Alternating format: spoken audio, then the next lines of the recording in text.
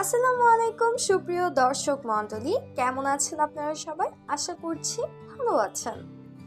আজকে আমি আপনাদেরকে তৈরি করে দেখাবো আখনি বিরিয়ানি। ঘরে থাকা কিছু উপকরণ দিয়েই এই আখনি বিরিয়ানি বানিয়ে নেওয়া যায়। তো চলুন আমরা দেখে নিই প্রস্তুত প্রণালী।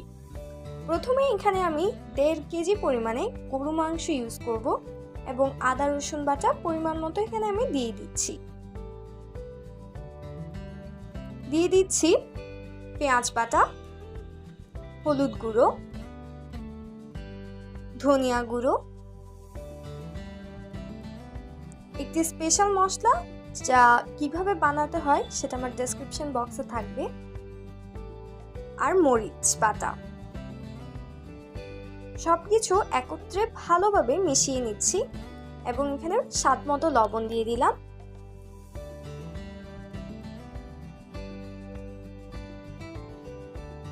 আবারও ভালোভাবে এখানে আমি গরু মাংসের সাথে সব মশলাকে মিশিয়ে নিচ্ছি। তারপরে দিয়ে দিচ্ছি টক দই আর কিছুটা তেল।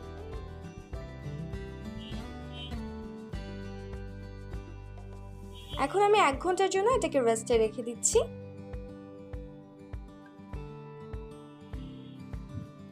ফিরে এলাম 1 ঘন্টা পর।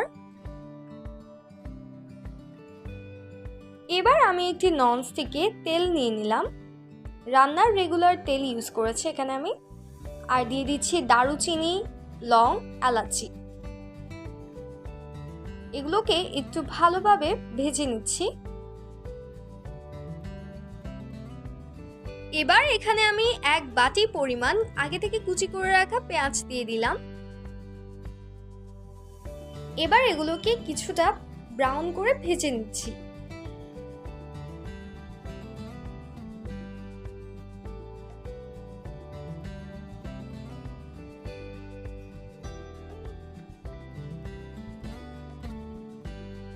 কিছুটা ব্রাউন হয়ে এসেছে, এই পর্যায়ে আমি এখানে বাটা পেঁয়াজ দিয়ে দিচ্ছি।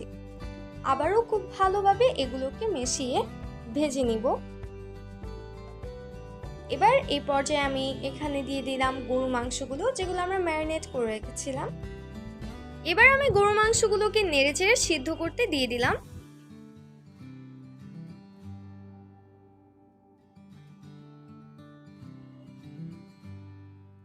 এখন আমি এখানে 3 কাপ সিদ্ধ পানি দিয়ে দিলাম। এবার 5 মিনিটের জন্য ঢাকনা দিয়ে ঢেকে রেখে দিলাম। এবার আমি এখানে ভেজে রাখা আলু দিয়ে দিলাম।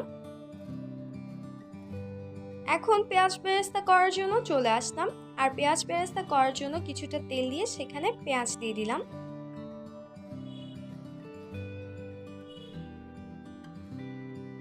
ভালোভাবে নেড়েচেড়ে ব্রাউন করে ভেজে নিলেই হয়ে যাবে। এখন আমি এখানে চাল ইউজ করেছি 1.5 কেজি মাংসের জন্য 1.5 কেজি পরিমাণের চাল। ভালোভাবে নেড়ে নিচ্ছি।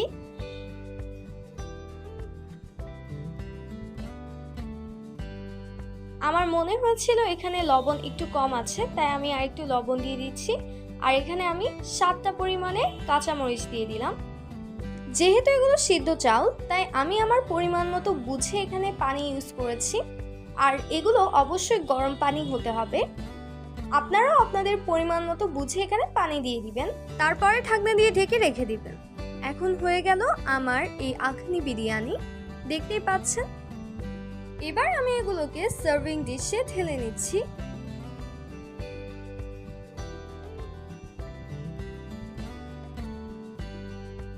এবার এগুলোকে একটু সাজিয়ে নিচ্ছি। এখানে আমি শসাগুলোকে একটু ডিজাইন করে কেটে নিয়েছিলাম।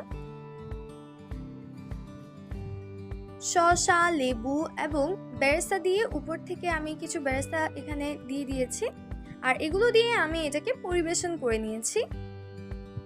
এই ছিল আমার আখনি বিরিয়ানির রেসিপি। এই হচ্ছে আখনি বিরিয়ানির ফাইনাল লুক।